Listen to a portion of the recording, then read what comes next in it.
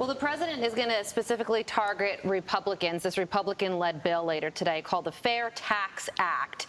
It would get rid of the IRS, income, payroll, estate, and gift taxes, but then it would impose a 23% national sales tax. This bill was sponsored by Congressman Buddy Carter. Few Republicans support it. What do you think about it?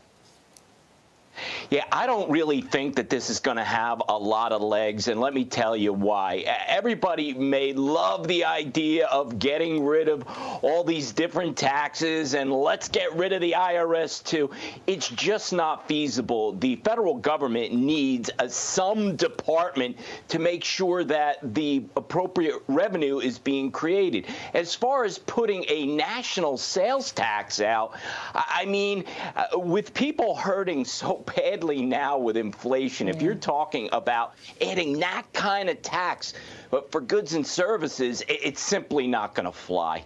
Okay, so that's that tax proposal. Obviously, we'll see how that all plays out. But let's rewind the focus to Biden's economy. He says everything's Republicans' fault, yet total costs are up 6.5% under his administration. Rent up 8.3%. Food prices 10.4% overall. Electricity costs have surged 14.3%, a lot more if you live in my great state of Connecticut.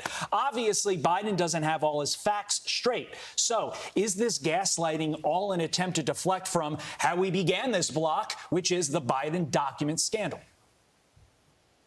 Yeah, I think so. You know, when you really look at what's going on in the economy, specifically inflation, Todd, you have to look at what the root cause is. And there's a lot of demand still for goods and services. Why? Because people got all that free money from the government.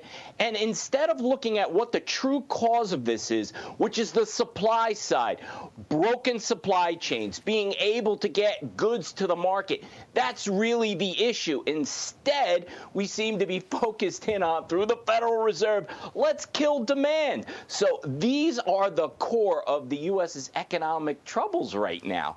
Yeah, and, you know, contrary to what the White House is saying on gas prices, they are on the rise again. The national average right now stands at $3.50. That is up 13 cents from last week and up 40 cents over the last month. And that's because demand is up and oil prices are also up. So the White House and the president consistently say that they want to lower prices for the American people and American families.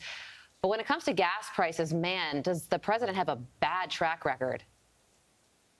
He really does. You know, when you look at the cost of fuel, whether it's, you know, regular gasoline or diesel, that's how everything, including people, get from point A to point B, commuting to work and so on. But especially when you talk about diesel fuel, because every product that we get, how does it get to us? It gets there by a truck, which means it needs diesel fuel. So when those costs start going up across the board, all of us are paying the price for that.